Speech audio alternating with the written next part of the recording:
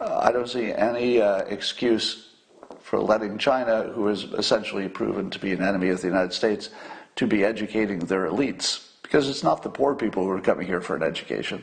It's the children of the elites who come here to get a name brand education. We should stop that right away.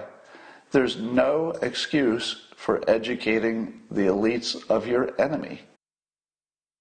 But there are certain jobs within social media which could make a difference in terms of what the public sees and what they don't see.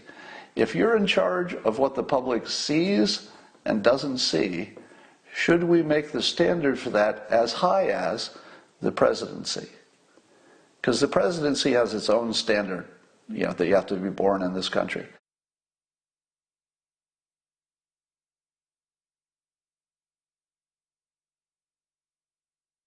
Trump is going hard at China. That would be the biggest story in the world, except for all these other stories. And some of the things he's looking at are, I didn't realize this until recently, there are 350,000 Chinese students in the United States. And I'm talking about students who live in China and are just studying here. In other words, they're residents of China. Is that cool with you? Are you cool with 350,000 Chinese students when we know the government of China is using some portion of them, obviously not all of them, as spies? I think we ought to shut that down right away. So I don't see any excuse for letting China, who is essentially proven to be an enemy of the United States, to be educating their elites. Because it's not the poor people who are coming here for an education. It's the children of the elites who come here to get a name brand education. We should stop that right away. There's no excuse for educating the elites of your enemy. China's an enemy. If I were in the government, I would not use that word. But since I'm not in the government, I'm just a citizen observing, China is killing 50,000 Americans with fentanyl. They did the Wuhan flu, that they should have done a better job warning us about that. They're stealing our stuff. Apparently they're not even attempting to live up to the trade deal they just signed. They're taking over Hong Kong. I mean, I got this far saying all the bad things that China's doing, and I didn't even mention yet organ harvesting of political prisoners. I mean, you only need one of these to make them your enemy. And, of course, the concentration camps of the Uyghurs. I mean, really? We can't be friends with this country.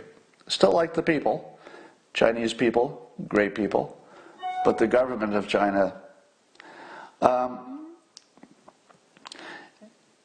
I heard that there's an entity in China called the National People's Congress. Is that true?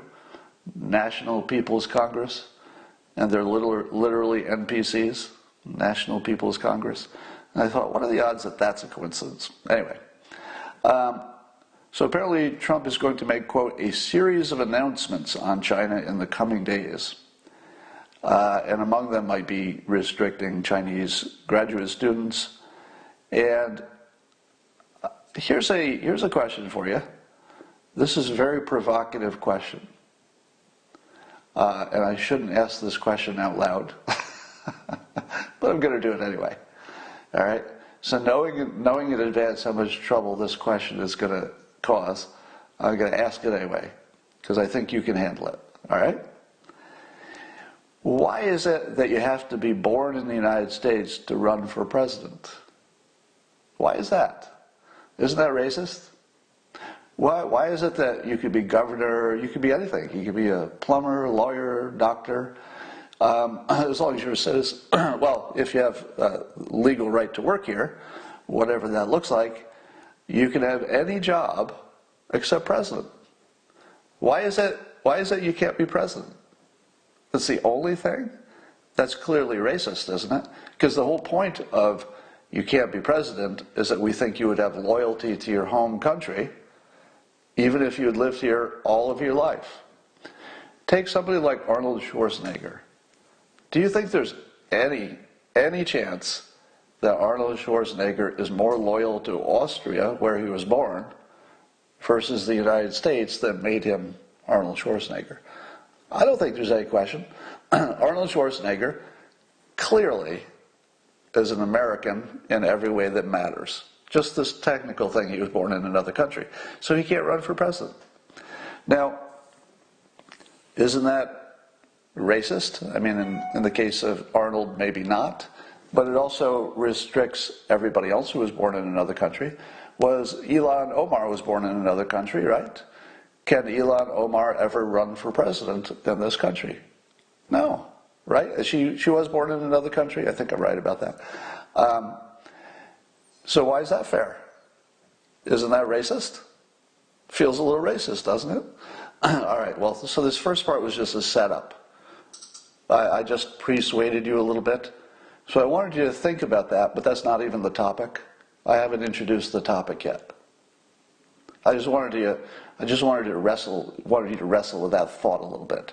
Now we'll talk about the topic. The reason that anybody thinks it's okay that you have to be born in this country to run for president, and I think there's fairly widespread agreement. Part of it is that it's just historically there, and things that are already there you don't question as much, you're just used to it. So some of it's that. But the other part of it is that the presidency is unique. There's nothing like the presidency. Would you agree?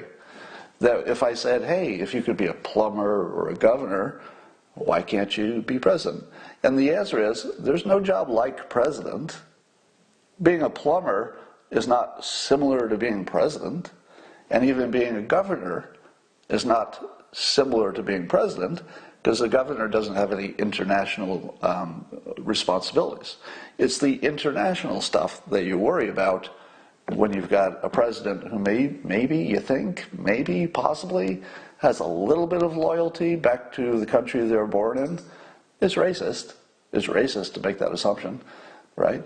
But still, it's the only time that we allow that little bit of racism to eke into our national system, because we think the stakes are so high. The stakes of having a president who is not 100% loyal to this country, the stakes are so high. You just wouldn't take a 0.001 chance of that being wrong, right? But if you get somebody who was born in this country and raised in this country, what are the odds? I mean, really, what are the odds someone born in this country has any other country as their primary loyalty? Pretty low. So it's a rule that applies in this special case. But I'm wondering if there isn't a new special case. Are you ready? Here's the topic. Everything else was just to get you ready. So far I'm softening up the room. Here's the real point. You ready? Why do we let people who were born in other countries work at social media businesses in this country? Now, the first thing you should say to yourself is, oh, damn, that's racist. That's super racist, right? It's super racist sounding. Well, let's talk about it. If in the end you decide that's just too racist, I would say that's a reasonable opinion. I wouldn't argue with that. If you say, no, Scott, you've gone too far, that's just racist, I would say that's a responsible opinion, and I'll accept that. And so therefore we shouldn't do it. But I ask you this question. If the presidency requires you to be born in this country because the stakes are so high, how do you feel about somebody who was born in China and is in charge of the social media algorithm? What size is the risk? Is that bigger than the risk of say being a plumber who was born in China? Yeah, it's a bigger risk. Is it a bigger risk than being, say, a mayor or a governor? Well, a mayor or a governor, they don't have any international dealings. It wouldn't matter if they did have a little bit of loyalty back to the place they were born, because it wouldn't really express itself. It just wouldn't be an issue. But if you had a little bit of loyalty to communist China, or just say China, or just any other country, if you had a little bit of loyalty to them, is it safe to put somebody who might, almost certainly doesn't? I would say the vast majority of people who are born in other countries and are working in tech businesses, the vast majority of them are just doing their job. Like, it has nothing to do with anything. They just go to work, do their job. That's the end of the story. And those people, of course, should be able to do whatever they do. But there are certain jobs within social media which could make a difference in terms of what the public sees and what they don't see. If you're in charge of what the public sees and doesn't see, should we make the standard for that as high as the presidency? Because the presidency has its own standard, that you have to be born in this country. Is there one extra exception if you're managing what the people in this country see and know and think? You're actually managing the minds of the American public. Is that another exception? Is that an exception that's so glaring that you'd have to at least consider that that's some similarity to the risk involved of having a president who even has any chance, just a even slightly chance of having a little bit of loyalty to some other country? Even a little bit. Somebody says, "You've pissed me off, Scott. I'm going to breakfast instead of listening to this." Well, I've done my job.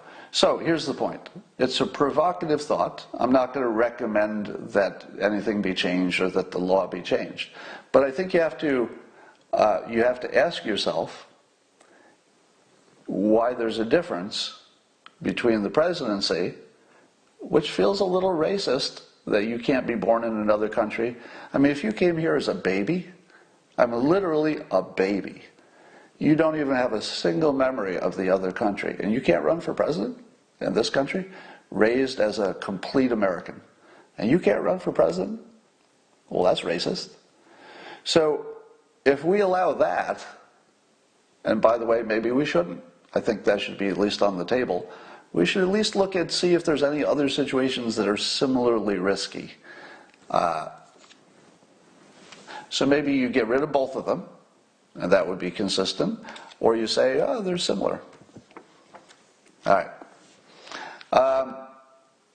Somebody says, this is a dangerous line of thinking if bias is allowed to determine the answer. Well, I don't think bias is what would be part of this. It would be a risk management decision. And it would be overtly racist, exactly the way limiting who runs for president is overtly racist. There's nobody who disagrees with that, right? Not allowing somebody to have a specific job because of where they were born, if they're legal citizens of the United States, there's no way to say anything about that except that it's racist. It has a reason. The reason is safety of the country. But that doesn't make it not racist. Somebody says, it's not racist. Well, it's not racist in intention. So I'd agree with you that. It's not racist in intention. And it's not racist if you want to say that countries are not racist.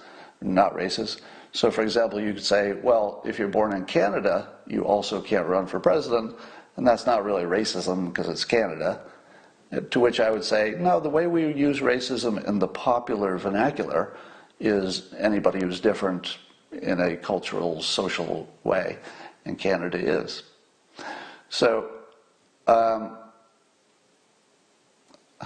amend the Constitution if you want to change it. Yeah, that would be the only way you could change that, is to amend the Constitution. That is correct. Private versus public roles. Oh, well, that's a good point. So the social media companies are private businesses, the government is a public business, and that's a distinction which we should at least put into the mix. But where I'm going with this is that the social media companies have, not by intention, but they've evolved to the point where they're part of the government. So although they are not written into the Constitution, the social media companies are actually, they have the levers of democracy at this point. So given that they act like governments in terms of their effect on our thoughts and our minds, maybe they should be treated like it. Somebody says, I'm sorry, I don't get how it's racist. Well, I'm using the word racist in the way the left uses it, which is anybody who's from another country and they've got anything that's different about them. It doesn't have to be race. So I'm using racist without race being part of it. Racist just being a different country that you came from. You could call it xenophobic or anything you want, but you know what I'm talking about.